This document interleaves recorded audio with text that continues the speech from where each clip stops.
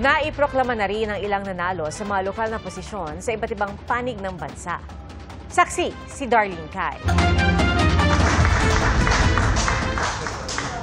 Wagi ulit sa pwesto sa Ilocos Norte 1st District si Congressman Sandro Marcos. Ipinroklama na rin Governor-elect ang kanyang tiyahing si Cecilia Araneta Marcos at Vice Governor-elect ang pinsan niya at outgoing governor na si Matthew Marcos Manotoc. Natanong ang magpinsan kung tumutulong ba silang magkaayos muli ang ama ni Sandro na si Pangulong Bongbong Marcos at ina ni Matthew na si Senadora Amy Marcos. Trying. I think a question like that is better suited for them and not for us. Sa kanila na yun. That's above our pay grade. Muli ring nahalal sa ikalawang distrito ng probinsya si Congressman Angelo Barba. Sa Abra, ipinroklamang gobernador si Takit Bersamin, kapatid ni Executive Secretary Lucas Bersamin. Vice-gobernador naman ang pamangking si Ann Bersamin. Nanalo kongresista si J.B. Bernos. Muli ring nanalo si former President Gloria Arroyo bilang Pampanga 2nd District Representative.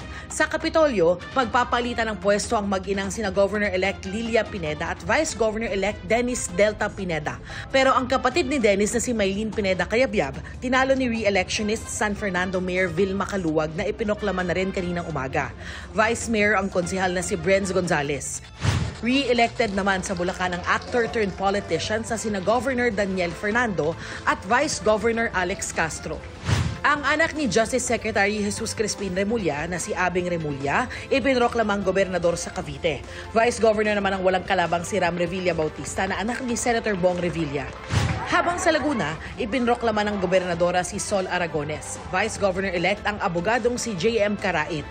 Nagbabalik sa pagiging gobernadora ng Batangas si Vilma Santos Recto, pero hindi siya nakadalo sa proklamasyon at kinatawan lang ang humarap sa Provincial Board of Canvassers. Ang anak at running mate niyang si Luis Manzano tinalo sa pagkabise-gobernador ni outgoing Governor Dodo Mandanas. Ang isa pang anak ni Governor-elect Santos sa si Ryan Christian Recto, nanalong congressman ng ika-6 na distrito ng probinsya. Sa Cebu, natalo si incumbent Governor Gwen Garcia kay Pam Baricuatro. Bago ang proklamasyon, sinubukan ng kampo ni Garcia na ihain ang motion to suspend proclamation laban kay Baricuatro pero hindi ito tinanggap ng Provincial Board of Canvassers. Ang running mate ni Garcia na si Glenn Soco, wagi sa karera ng pagka-bise-gobernador. Ipinroklama na rin kinatawan ng 3rd Congressional District ng Negros Oriental si Pamplona Mayor Janice Degamo, biyuda ng pinaslang na gobernador na si Roel Degamo. Roel, this is for you. Roel, this is for you. I want to see the day that I can win an electoral process without murdering anyone. Na pwede palang ipanalo ang eleksyon na hindi natin kailangang patayin yung opponent natin. Ang uupuan niyang pwesto, dating tanga ng na-expel na kongresistang si Arnie Teves Jr., isa sa mga suspect sa pagpatay sa kanyang asawa noong March 2023. Nasa East Timor si Arnie Teves ngayon kung saan siya sumusubok makakuha ng asylum. Ang tiyahin niyang si Janice Teves ang siyang tinalo ni Mayor Degamo. Nakasuot ng bulletproof vest si Kerwin Espinosa nang iproklama bilang mayor ng Albuera, Leyte. Ang unahin ko ang peace and order at ang at bigyan ng solusyon ang droga dito sa Albuera. Linisin namin ang droga dito sa aming lungsod. Zero tolerance sa amin ang droga. Nabaril si Espinosa habang nangangampanya noong Abril. Vice Mayor ang kapatid niyang si R.R. Espinosa. Muli namang uupong mayor ng Ormoc City sa Leyte si Lucy Torres Gomez habang magsisilbing Vice Mayor si Leo Carmelo Locsin Jr. Re-elected ding Leyte 1st District Representative si House Speaker Martin Romualdez. Ano po sa wala siyang kalaban. Para sa GMA Integrated News, ako si Darlene Kai, ang inyong saksi. Sa ibang balita, binaha ang ilang lugar sa Metro Manila matapos bumuhos ang malakas na ulan kaninang hapon. At tulad na lang sa Taguig City kung saan hanggang gutter ang baha. Sa Ross Boulevard naman, may bumagsak na puno sa daan at nagdulot ito ng pagbagal sa daloy ng trapiko. At nakaranas naman ng zero visibility sa Espanya, Maynila dahil sa ulan.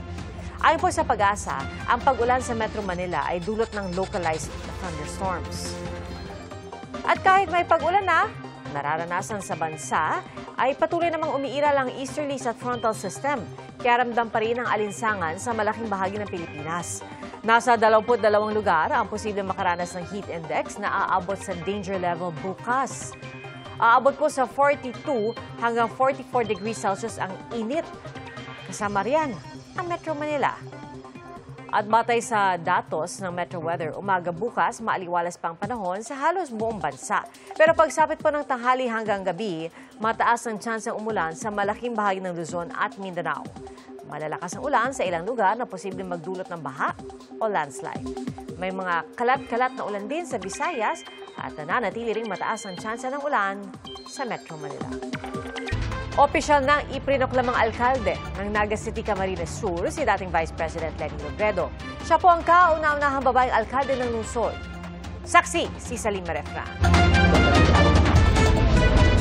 Matapos makuha ang mahigit 90% ng kabuuang boto, our new mayor with a vote of 84,377,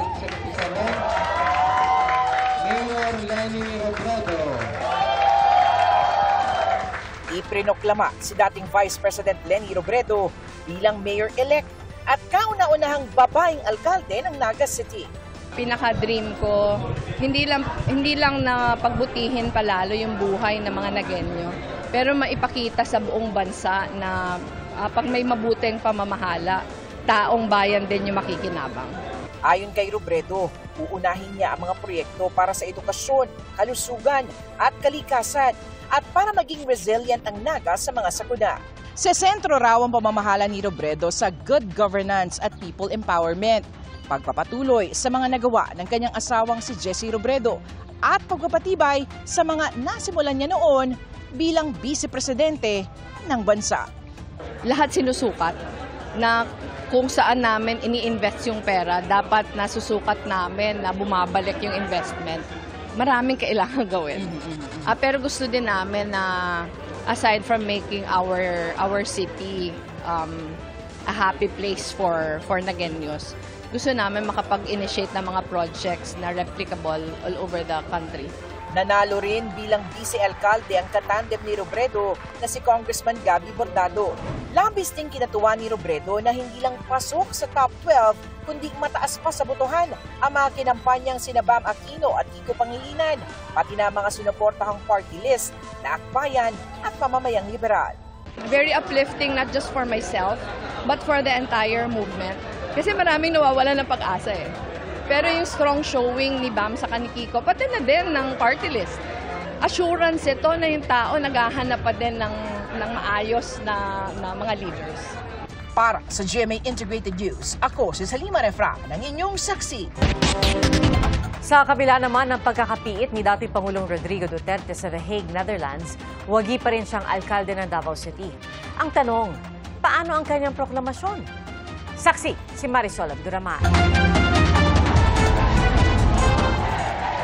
Sa botong 662,630, panalo si dating Pangulong Rodrigo Duterte bilang mayor ng Davao City. Tinalo niya ang nooy miyembro ng kanyang gabinete, si dating Secretary to the Cabinet na si Attorney Carlo Nograles na nakakuha ng 80,852 na boto. Dahil nakakulong si Rodrigo Duterte sa The Hague sa Netherlands, tinanong ang Commission on Elections kung paano siya may proproklama bilang mayor. Hindi po requirement yung presence ng isang kandidato during the proclamation. The COMELEC hanggang proclamation lang po kami. After proclamation, PILG. 651,356 naman ang nakuhang boto ni Vice Mayor Baste Duterte, malayo sa botong nakuha ng kanyang mga katunggali. Biguring maagaw ng kapatid ni Carlo na si Attorney Migs Nograles ang congressional seat sa 1st District ng Davao mula kay Congressman Paulo Pulong Duterte.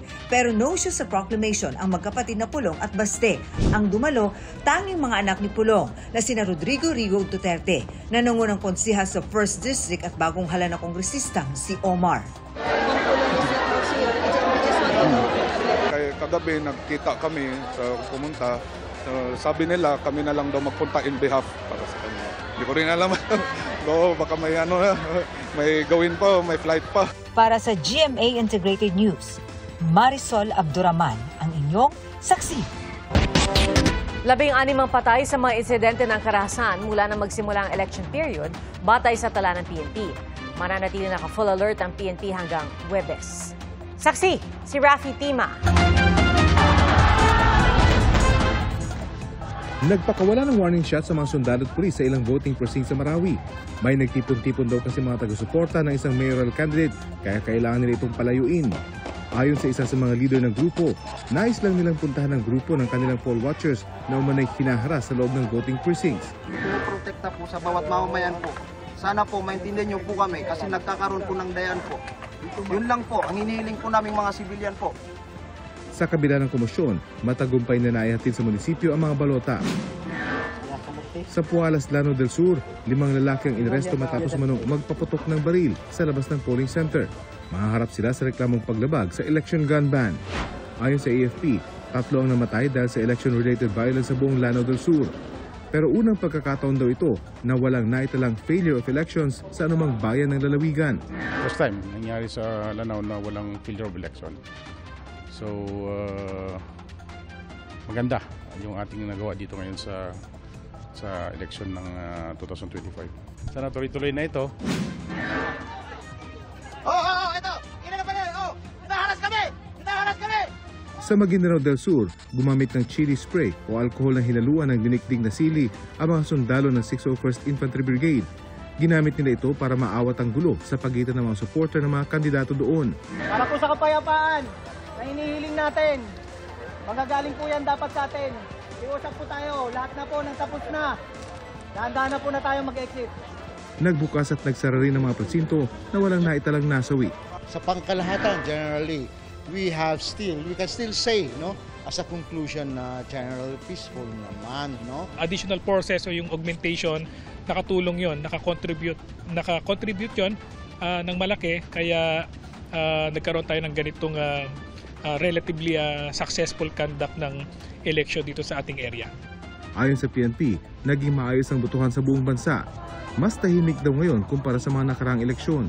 Sa kabila ito ng naitala nilang 16 na patay dahil sa election-related violent incidents mula na magsimula ang election period noong January 12, 2025. Wala rin naitalang failure of elections sa anumang panig ng bansa.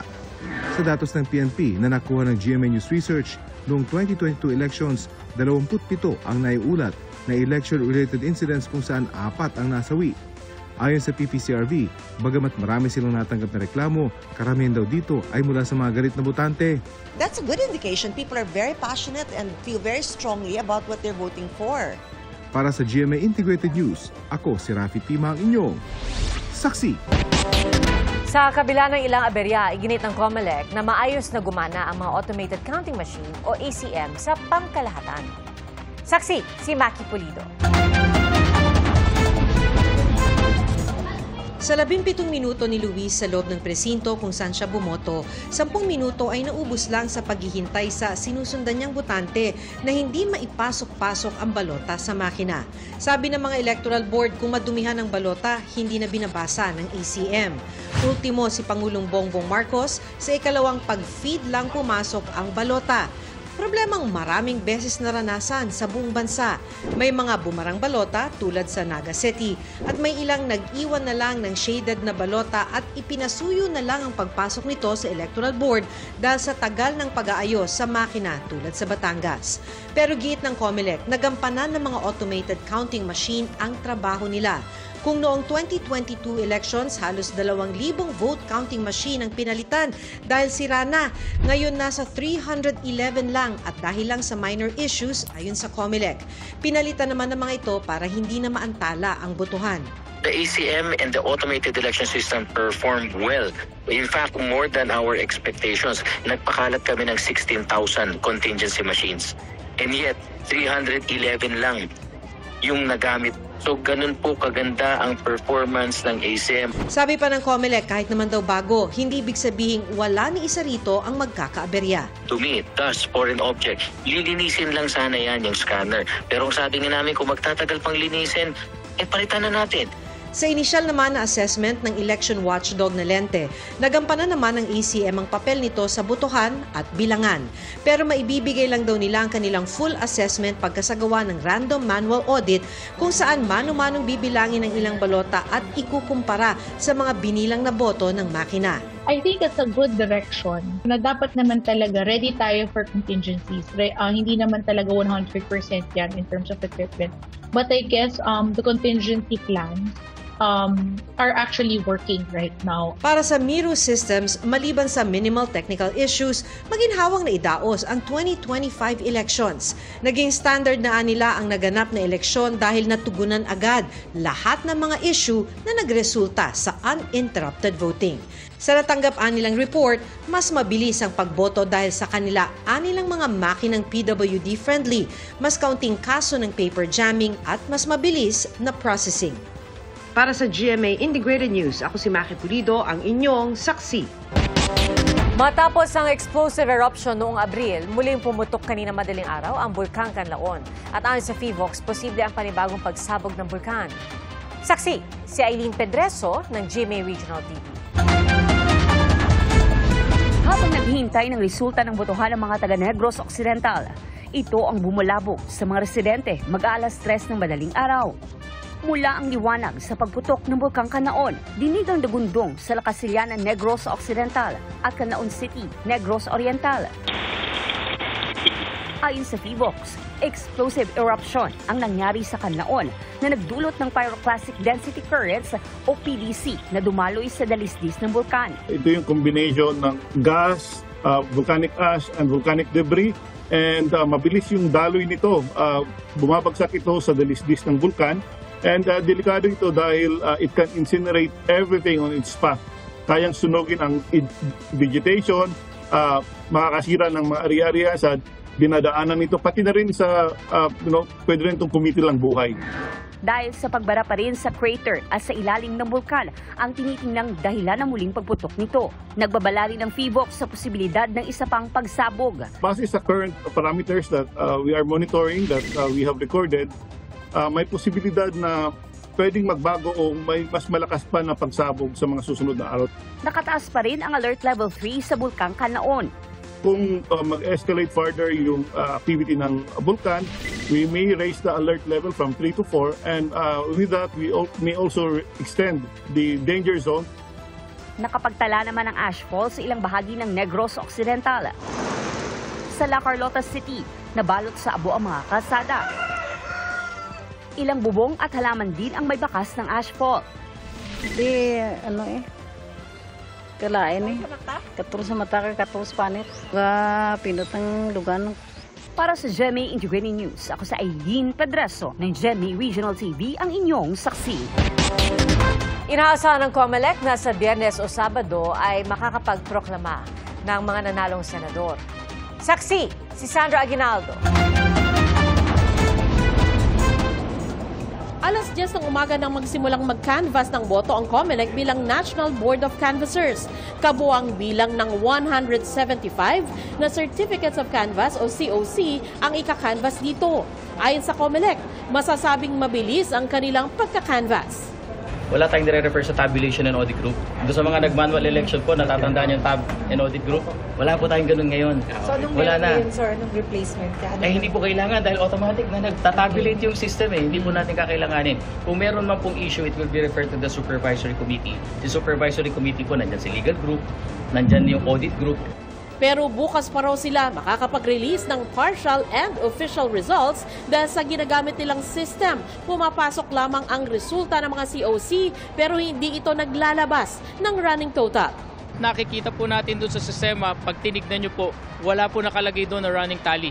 Nagmamano-pano po na nagtatali yung ating grupo dito, ang control and releasing group, para sa kabatiran ng lahat. Dahil po yung ating automated niyan ay pagkatapos nating mag-close ng sistema, automatic mag-generate po ng Certificate of Canvass and Proclamation. Dalawa po yun for senators and party list. Wala naman pong obligasyon ng COMELEC sa batas natin na mag-release ng partial and official. Ang lagi pong release po namin ay full, complete and official results. Desisyon na raw ng NBOC kung ilang certificate ang kaya nila i-canvass sa isang araw. Sa tansya ni COMELEC Chairman George Erwin Garcia, maaring Biyernes o Sabado ay makakapagproklama na sila ng senators. Maaari daw mas matagal ng ilang araw ang pagbibilang sa party list. Dagdag din ng COMELEC, kadalasang pinoproklamang sabay-sabay ang 12 bagong senador. Kadalasang partial naman ang proclamation sa party list. 2013 lang po yata yung nag-anim tayo. Yun lang po natatandaan ko na nag-anim po tayo. Pero hindi na po yun after 2013. good na po tayo na 12 po talaga. Party list po, lagi tayo nagpa-partial. Hindi pa po ako naka-experience ng isang party list proclamation na kumpletong-kumpleto hanggang dulo. Tandaan po natin kasi ang mabigat po sa party list, ang computation ay dependent on the total number of party list votes. Ina-account po namin ang lahat ng boto sa party list. Para sa GMA Integrated News, ako si Sandra Aguinaldo, ang inyong saksi. Mga kapuso, maging una sa saksi. Mag-subscribe sa GMA Integrated News sa YouTube para sa iba't ibang balita.